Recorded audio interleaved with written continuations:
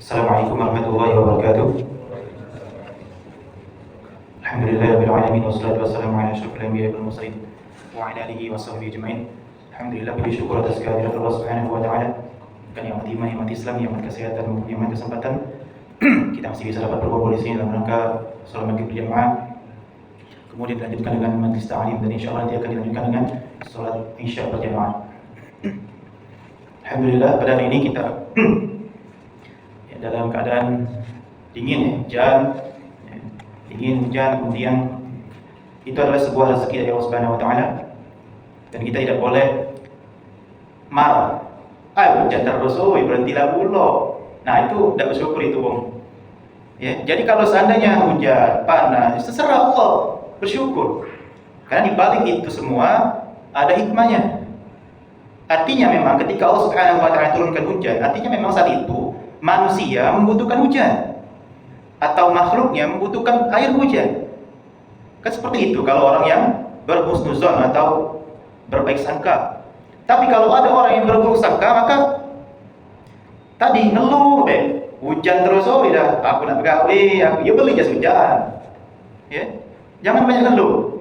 Giliran dikasih hujan ngeluh, tidak hujan ngeluh pula, panas nian, hujan kapan lah hujan ini ngeluh, Itu adalah salah satu ciri manusia yang tidak bersyukur. Itu banyak ngeluh.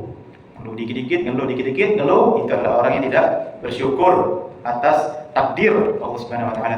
Kemudian kita lanjutkan lagi surah An-Nazi'at ayat yang ke-27. Allah Subhanahu wa taala berfirman, "Aantum ashaddu khalqan amis samaa banaha." Ya, kata Allah Subhanahu wa taala, apakah kamu lebih sulit penciptaannya daripada langit? Kata Syekh Shalih Al-Utsaimin rahimahullah taala, maksud dari ayat ini adalah hadzal istifhamu li taqriri imkanil ba'tsi li'anna al-musyrikina kadzdzabun nabiy sallallahu alaihi wasallam bil ba'tsi. Ayat ini kata beliau Syekh Shalih Al-Utsaimin bahwasanya merupakan sebuah pertanyaan untuk sebagai penegasan bagi orang-orang yang mengingkari hari kebangkitan. Karena pada saat itu orang-orang musyrikin, orang-orang kafir Quraisy terutama pada zaman Nabi SAW itu mereka tidak mau mengakui hari kiamat, tidak percaya hari kiamat. Makanya Allah Subhanahu wa taala itu memberikan sebuah pertanyaan sekaligus sebuah perumpamaan. Penciptaan manusia apakah lebih sulit daripada penciptaan langit? Ya, tidak. Penciptaan manusia itu aslinya itu lebih mudah daripada penciptaan langit dan bumi. Makanya di ayat lain, Syekh Shalih Al-Utsaimin membawakan sebuah ayat dari surat Ghafir, surat yang ke-40 ayat yang ke-57, la khalqus samawati wal ardi akbaru min khalqin nas walakinna aktsarun nasi la ya'lamun. Kata Allah Subhanahu wa taala, sungguh benar-benar penciptaan manusia sungguh benar-benar penciptaan langit dan bumi itu lebih besar, lebih sulit daripada penciptaan manusia. Jadi memang lebih sulit. Walakin aktsarun nasi la ya'lamun. Tetapi manusia itu tidak tahu mereka itu. Ya. Maka dari itu kembali lagi kepada ayat-ayat yang pertama di surah An-Nazi'at, ya. Jangan sampai kita sebagai manusia itu menjadikan orang yang sombong atau orang yang sudah alim atau merasa sudah soleh atau merasa sudah banyak amal ibadahnya. Ingat, masih ada malaikat yang lebih rajin dari kita, lebih kuat dari kita, lebih banyak amal ibadah kita dari kita. Ingat itu. Kalaupun kita harus sombong, ingat masih ada langit, masih ada bumi yang jauh lebih susah penciptaannya daripada engkau manusia. Jadi itu. Jadi ayat ini sebagai sindiran bagi manusia, ya. Karena manusia ini memang tidak percaya. Karena manusia ini kadang kalau diberitahu tentang Tuhan, ya, tanda-tanda kebesaran Tuhan, ya, mulai dari misalnya dari penciptaan langit atau penciptaan manusia, ya, dari bayi sampai ke tua, kemudian penciptaan hewan, ya, kemudian bagaimana caranya burung elang itu makan, bagaimana caranya burung pipit itu makan, bagaimana caranya cacing itu mendapatkan makanan. Itu adalah tanda-tanda kebesaran Allah. Tapi kadang manusia ini tidak mau tahu, tidak mau beriman. Allah buat perumpamaan lagi, ya, seperti itu. Nah, makanya banaha itu yang Allah Subhanahu wa taala itu bangun, ya. Jadi Allah Subhanahu wa taala itu bangun langit itu. ya, langit, ya, Allah bangun langit. Kemudian di ayat yang selanjutnya Allah mengatakan rafa'a samkaha fasawwaha. Kemudian Allah Subhanahu wa taala itu meninggikan langit tersebut, ya, meninggikan langit dan menyempurnakan langit tersebut. Maksudnya apa? Yaitu rafa'ahu yakni 'anil ardi wa rafa'ahu 'azza wa jalla bi ghairi 'amadin. Nah, jadi Allah itu ya membuat langit itu tinggi, dan Allah itu membuat langit tidak ada tiang tapi bisa berdiri. Itulah kehebatan Allah Subhanahu wa taala. Ya, sebagaimana kalau rumah kita membutuhkan tiang, pondasi, tapi langit dia bisa tinggi walaupun tidak ada pondasi. Nah, itu. Kemudian wa aghtasha lailaha wa akhraja duhaha. Allah itu menjadikan malam itu gelap gulita. Kemudian Allah itu menjadikan siang terang benderang. Allah menjadikan malam gelap gulita, menjadikan siang terang benderang. Itu adalah salah satu contoh lagi yang diberikan oleh Allah, tanda-tanda kebesaran Allah. Hei manusia, masihkah tidak mau berpikir misalnya? Lah dikasih tanda-tanda siang, malam, langit, bumi. Dan di ayat yang selanjutnya Allah mengatakan wal ardu ba'da dzalika dahaha, dan bumi setelah itu, ya, dan bumi setelah itu dihamparkannya. 4 tanda sudah, langit, kemudian siang, malam, dan bumi. 4 tanda, ya. Makanya kata tafsir Syekh Shalih Al-Utsaimin bahwasanya ba'da khalqis samawati wal ardh, ya. Jadi setelah penciptaan langit itu baru bumi diciptakan. Ya, baru bumi diciptakan. Namun di tafsir yang lain seperti di tafsir At-Tabari bahwasanya para ulama berbeda pendapat apakah bumi dulu yang diciptakan atau langit dulu yang diciptakan. Sebagaimana tafsir Syekh Shalih Al-Utsaimin di sini bahwasanya beliau mengatakan langit dulu yang diciptakan, kemudian baru bumi. Di tafsir Al-Qurtubi disebutkan juga bahwasanya langit dulu yang diciptakan, baru bumi. Tapi di tafsir At-Tabari mengatakan bahwasanya ada 3 fase. Yang pertama itu bukan fase, ya, tapi perbedaan. Yang pertama itu langit dulu yang diciptakan, baru bumi. Kemudian yang kedua yaitu bumi dulu yang diciptakan, tapi belum ada isi. Ya, bumi dulu yang diciptakan tapi belum ada isi. Kemudian langit setelah itu diciptakan. Kemudian baru penciptaan isi bumi, ya, gunung lah, gunung laut lah. Jadi buminya itu ibarat ke bangunannya dulu tanpa ada isi, ya. Kemudian yang ketiga yaitu langit dan bumi diciptakan bersamaan. Langit dan bumi diciptakan bersamaan, tapi isi bumi setelah itu diciptakan. Ya, jadi ada 3, ya. Yang pertama yaitu langit dulu yang diciptakan, baru bumi. Ya. Kemudian bumi dulu, ya, diciptakan tapi belum ada isi. Kemudian langit, ya. Tapi setelah langit diciptakan baru buminya, isi bumi yang diciptakan. Kemudian yang terakhir, yang ketiga yaitu langit dan bumi itu sama-sama diciptakan, ya, serempak diciptakan. Kemudian isi bumi yang diciptakan. Nah, itu perbedaan pendapat dari para ulama. Maka kita tidak terlalu panjang membahas tentang perbedaan pendapat itu. Yang penting adalah bukan perbedaannya, tapi yang penting adalah kita harus, ya, meyakini atau semakin bertambah iman kita terhadap kekuasaan Allah Subhanahu wa taala. Jadi karena ini berhubungan dengan akidah.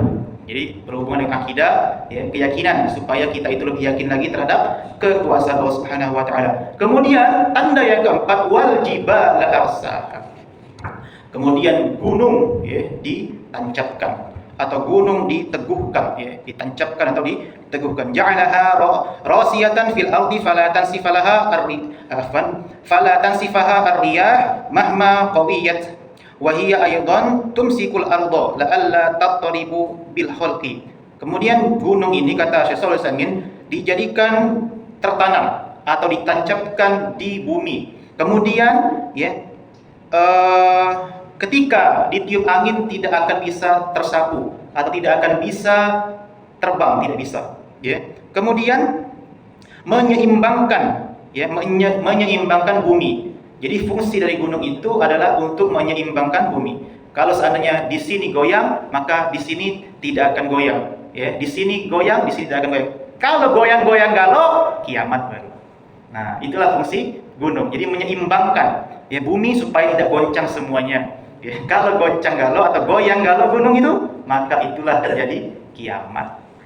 Nah, jadi ada 5 tanda kebesaran Allah itu untuk orang musyrikin pada saat itu yang masih melakukan hari kiamat, yang masih melakukan keesaan Allah, tidak meyakini Allah. Nah, kemudian ayat yang selanjutnya Allah mengatakan mata'an lakum wa yat'amikum. Untuk apa siang dan malam tadi, kemudian gunung tadi, kemudian langit dan bumi itu untuk apa? Mata'an lakum wa li'an'amikum. Untuk kesenangan kalian dan untuk hewan-hewan ternak kalian.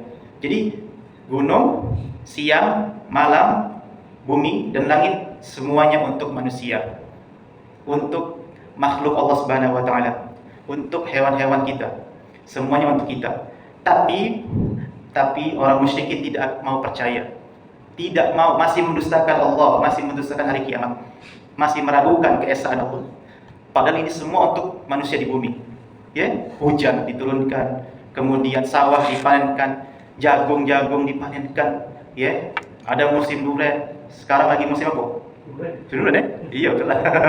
Musim durian. Ada musim hujan pula sekarang. Ya. Nah, semua itu adalah untuk kesenangan kalian. Luar biasa ya. Semua untuk kesenangan kalian. Jadi kurang apa lagi Allah Subhanahu wa taala itu? Allah itu Maha baik. Allah itu Maha baik. Tapi kadang kitanya saja yang terlalu suudzon sama Allah.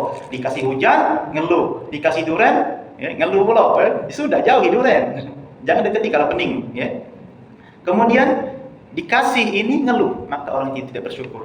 Jadi semua itu untuk kita, ya, balik-balik ke kita. Nah, kemudian ayat yang selanjutnya Allah Subhanahu wa taala berfirman, "Fa idza ja'atit tammatul kubra." Nah, walamma dzakkara Allah 'azza wa jalla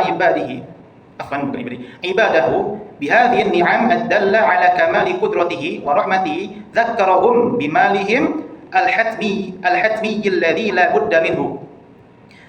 Kemudian ketika Allah Subhanahu wa taala itu telah mengingatkan kepada hamba-hambanya, ya, mengingatkan kepada hamba-hambanya tentang nikmat-nikmat yang telah Allah tunjukkan tadi, yang telah Allah beritakan kepada kita, ya, langit, bumi, siang, malam dan gunung tadi Allah kasih beritahu, ya. Apa kata Allah Subhanahu wa taala? Dzakkarahum bimalihim al-hatmi alladhi la budda minhu. Kemudian Allah juga mengingatkan mereka atau manusia tentang tempat kembalinya manusia nanti, yaitu akhirat. Nah, makanya di ayat yang selanjutnya Allah mengatakan fa idza ja'atil tammatul kubra, maka apabila telah datang. Apa yang telah datang itu? Malapetaka yang sangat besar. Syekh Shalih Al-Utsaimin rahimahullah taala mengatakan bahwasanya ini adalah hari kiamat, ya. Kenapa dinamakan sebagai malapetaka hari kiamat tersebut? Karena itu menunjukkan bahwasannya ini adalah sebuah bencana yang sangat besar di hari kiamat, ya. Bencana yang sangat besar sebagaimana yang telah kita kemukakan di surat-surat yang lainnya seperti surah An-Naba, itu banyak tentang hari kiamat, ya. Al-Ghasyiyah, kemudian Al-A'la, kemudian dan yang sebagainya yang sudah kita ceritakan atau yang sudah kita pelajari. Ya, itu adalah sebuah malapetaka yang sangat besar, ya, akbaru min kulli tamma, yang lebih besar daripada malapetaka yang lainnya. Jadi luar biasa. Jadi kalau ada sebutan malapetaka, artinya itu merupakan sesuatu yang sangat seram, sesuatu yang sangat bencana niat. Dan ini lebih dari sekedar bencana. Hari kiamat itu, ya. Makanya kita harus sering-sering ingat hari kiamat, ya. Karena supaya kita tidak tahu, supaya kita tidak bermudah-mudahan berbuat dosa. Dari hari kiamat saja, sebelum terjadi prosesnya hari kiamat, itu kering nanti bumi ini. 3 periode kering. Bukan 3 periode. Seperti 2/3 diangkat. Kemudian 1/3. Kemudian tidak akan ada lagi hujan. Di periode ketiga. Dari situ sudah malapetaka, itu tidak ada banyak. Kemudian turun Dajjal, petaka lagi. Yang mengaku Tuhan, itu petaka. Ya, kemudian nanti ada lagi, ya. Apa? Goncangan-goncangan. Malapetaka lagi. Sudah mati, masuk kubur, ketemu malaikat yang kita belum tentu masuk surga. Ya, kalau kita orang soleh, insya Allah dapat nikmat. Ya, kalau kita orang yang tidak soleh, malapetaka lagi. Dibangkitkan di hari kiamat, malapetaka lagi. Telanjang, tidak bersendal, tidak dikhitan saat itu. Usia kita semuanya sama, tidak lebih tua, tidak lebih muda, semuanya sama. Ya, kisarannya sedang-sedang lah, intinya sedang-sedang. Malapetaka lagi. Kemudian ada matahari mula 1 mil, malapetaka lagi. Ada yang berenang dengan keringatnya, malapetaka lagi. Ya. Kemudian ada orang yang dibangkitkan dalam keadaan miring badannya, karena dia tidak adil dalam poligami. Ada yang dibangkitkan dalam kesetanan, karena dia riba. Ya. Dan macam-macam orang akan dibangkitkan sesuai dengan dosa mereka. Malapetaka lagi. Jadi malapetaka memang hari kiamat itu. Dari bumi, ya, di bumi sampai di akhirat nanti malapetaka semuanya. Ya. Maka فَإِذَا جَاءَتِ الطَّامَّةُ الْكُبْرَى يَوْمَ يَتَذَكَّرُ الْإِنسَانُ مَا سَعَى. Itu hari kiamat adalah hari di mana semua amal manusia itu akan ditampakkan, akan diingat-ingat lagi. Diingatkan lagi, Pak. Diingatkan lagi amal kita itu. Ya, jadi hari itu di mana hari yang sangat besar lagi, malapetaka yang sangat besar. Kemudian hari yang diingatkan amal-amal kita, diingatkan lagi. Yes, apa yang kita dikerjakan di dunia diingatkan lagi. Kau sudah melakukan ini, kau melakukan ini, kau dosa ini, kau buat salah ini, diingatkan semuanya, ya. Kemudian nanti akan diberikan sebuah kitab dan kitab itu akan dalam posisi terbuka. Terbuka, nanti kita akan yang membacanya sendiri. Kitab itu terbuka, ya, dikasih oleh malaikat. Ada orang yang mengambil dengan tangan kanan, ada orang yang mengambil dengan tangan kiri. Kalau orang yang mengambil dengan tangan kanan, dia akan mendapatkan kitab yang bernama Illiyin. Kalau orang yang mengambil kitab dengan tangan kiri, ya, dia akan mendapatkan kitab namanya Sijil. Luar biasa ya. Nah, diingatkan lagi semuanya. Ya. Makanya di sini saya mengatakan bahwasanya فَإِذَا قَرَأَهُ تَذَكَّرَ مَا سَعَى. Ketika dia membaca kitab itu, dia akan ingat lagi. Dia akan ingat lagi. Dia akan ingat lagi. Ketika sekarang ini kita lupa, ada catatannya. Oh iya baca ini. Oh iya baca, ingat lagi. Dari kita hidup sampai mati diingatkan lagi. Wah, baiklah. Wa burrizatil jahim liman yara. Dan ayat selanjutnya Allah mengatakan wa burrizatil jahim liman yara. Kemudian akan diperlihatkan jahim, yaitu neraka. Ya, diperlihatkan kepada mereka itu jahim, yaitu neraka, kepada setiap orang yang melihat itu pasti akan melihat. Jadi jahim, ya, akan diperlihatkan kepada mereka. Ya. Wa burrizatil jahimu liman yara. Kemudian fa'amma man tagha, dan adapun orang-orang yang melampaui batas. Wa atharul hayatad dunya, dan siapa yang melampaui batas ini? Kata Allah Subhanahu wa taala, yang lebih mementingkan urusan dunia. Makanya di surat Al-A'la itu sudah kita lewati ya. Tapi saya ingatkan lagi, bal tu'thirunal hayatad dunya, tapi kebanyakan manusia itu lebih mementingkan urusan dunia. Wal akhiratu khairu wa abqa. Ya, padahal akhir itu ya lebih baik dan lebih kekal.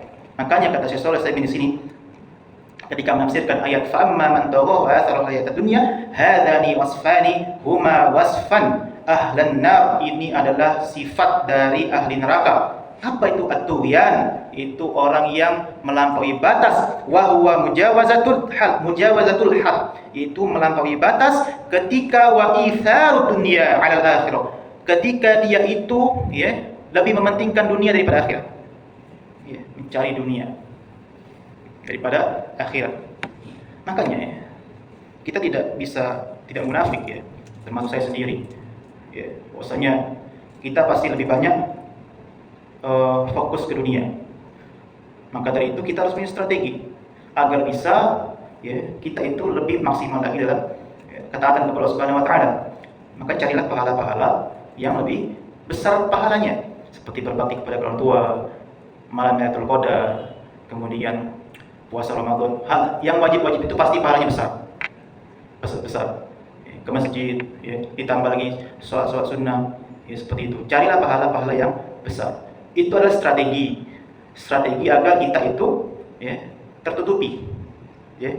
Karena kita tidak munafik, saya juga tidak munafik, termasuk yang tidak bisa dikatakan bukan tidak munafik ya, tidak berbohong lah, tidak bisa dibohongi.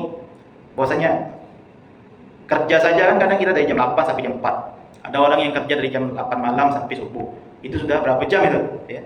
Seperti itu. Maka harus punya strategi. Tidak bisa gitu nih lalai terus, ya. Belum lagi misalnya hari Minggu liburan pulau, ya. Nak main futsal pulau, yang main futsal. Kadang juga orang yang main futsal, orang yang main bola itu ya, ngomongnya berolahraga agar rajin ibadah.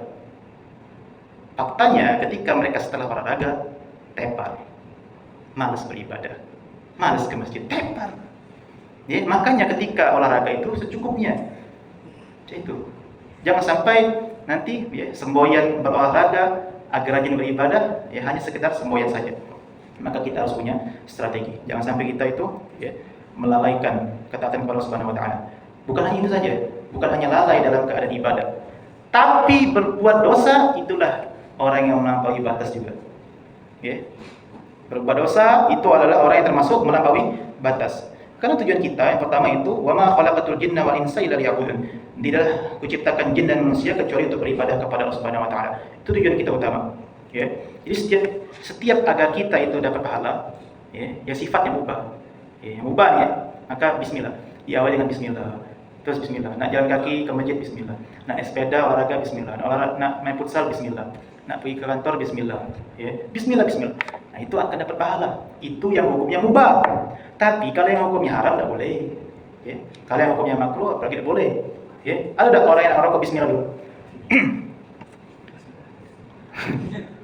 Orang yang nak maling bismillah, tidak mungkin Pak. Karena mereka tahu itu adalah sesuatu yang buruk. Orang yang nak nyogok, orang yang nak nerima sogokan, bismillah, terima ya. Ada tak bismillah? Tak kata, karena dia tahu sogokan itu tuh. Alhamdulillah. Iya.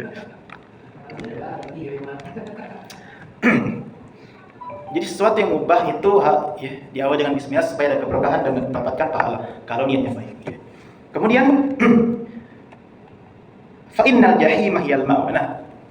Orang-orang yang lebih mementingkan dunia tadi, tempatnya adalah jahim. Allah menyebutkan lagi wa amma man khafa maqama rabbih wa nahan nafsa 'anil hawa. Dan adapun orang-orang yang takut kepada kedudukan Tuhannya, ya, khafal qiyamah baina yadai, yaitu takut ya tentang kekuasaan Allah Subhanahu wa taala. Maksudnya adalah orang-orang yang takut kepada Allah Subhanahu wa taala adalah orang-orang yang takut kepada hari kiamat. Kemudian ya, Allah Subhanahu wa taala berfirman lagi, fa innal jannata hiyal ma'wa. Kemudian orang-orang yang seperti ini nanti akan dimasukkan ke surga sebagai tempat terakhirnya di akhir nanti. Al jannatu hiya darun na'im allati 'addaha Allahu azza wa jalla li awliyaihi fiha ma la 'ainun ra'at wa la udhunun sami'at wa la khatara 'ala qalbin bashar. Yaitu surga ini yang telah Allah janjikan kepada para wali-walinya atau orang-orang yang bertakwa kepada Allah Subhanahu wa taala yang belum pernah dilihat oleh mata, yang belum pernah didengar oleh telinga, ya, dan yang belum pernah terbayang oleh hati-hati manusia atau terbayang oleh pikiran-pikiran manusia. Nah, itu adalah tempat yang terakhir untuk orang-orang yang takut kepada Allah. Dan yang terakhir, kita singkat saja, 25. Yas'alunaka 'anis sa'ati ayyana mursaha. Kemudian Allah Subhanahu wa taala berfirman, yaitu orang-orang kafir ini banyak tanya, orang-orang Quraisy terutama pada zaman Nabi Muhammad SAW. Wahai Muhammad, yas'alunaka 'anis sa'ati ayyana mursaha. Kapan Kapan hari kiamat itu terjadi? Jadi mereka itu bertanya nih, kapan hari kiamat terjadi? Ya. Fima anta min dzikraha. Karena orang-orang kafir itu banyak bertanya tentang hari kiamat, kemudian Nabi Muhammad SAW itu merasa perlu jawaban, karena sudah banyak yang tanya. Mungkin banyak, lebih dari banyak, intinya banyak orang. Maka itu Nabi Muhammad butuh jawaban. Dan Allah balas, fima anta min dzikraha. Siapakah engkau Muhammad? Siapakah engkau Muhammad yang dapat menyebutkan kapan waktu terjadinya? Jadi ketika orang-orang musyrikin bertanya tentang hari kiamat, kemudian Nabi Muhammad meminta jawaban dari Allah Subhanahu wa taala, "Allah jawab fima anta min dzikraha." Siapakah engkau Muhammad? Yang bisa menyebutkan itu, tidak baca, tidak kata yang tahu. Makanya ketika dalam hadis Arba'in Nawawi nomor 2 itu, ketika ditanya Jibril bertanya kepada Nabi Muhammad SAW, kapan hari kiamat? Kapan hari kiamat? Apa kata Nabi Muhammad SAW? Mal mas'ulu anha bi'a'lama minas sa'il. Orang yang ditanya tidak lebih tahu daripada yang bertanya. Artinya Jibril itu sebenarnya tahu kapan hari kiamat. Tapi tidak ada yang Nabi Muhammad tidak tahu. Seperti itu. Kemudian ayat yang selanjutnya Allah mengatakan ila rabbika muntahaha. Itu hanya kepada Tuhanmu lah yang engkau akan dikembalikan. Innama anta munzir may yakhshaha. Nah, di ayat yang ini Allah Subhanahu wa taala itu mengatakan Sesungguhnya engkau Muhammad hanya sebagai pemberi peringatan bagi orang-orang yang takut. Yakni laisa indaka ilma minha walakinnaka mundzirun. Muhammad, ya, kata Syekh Sa'id rahimahullah bahwasanya engkau itu Nabi Muhammad ini tidak ada pengetahuan tentang kiamat, tapi hanya sebagai pemberi peringatan agar manusia tersebut, agar kaumnya tersebut itu dapat berhati-hati terhadap hari kiamat tersebut, ya. Itu hanya sebagai munzir bagi orang-orang yang takut saja. Dan yang terakhir Allah mengatakan ka'annahum yauma yarawnaha lam yalbathu illa 'ashiyatan aw duhaha. Kemudian seakan-akan orang-orang yang hidup di dunia itu, ya, tidaklah mereka itu hidup kecuali hanya sebatas pagi atau hanya sebatas sore saja. Ya, hanya sebatas sore atau hanya sebatas pagi, atau di tafsir yang lain hanya sebatas asar saja, ya seperti itu. Nah, seperti itulah kehidupan dunia, hanya sebatas sore, hanya sebatas pagi saja. Nah, itu mungkin yang dapat saya sampaikan.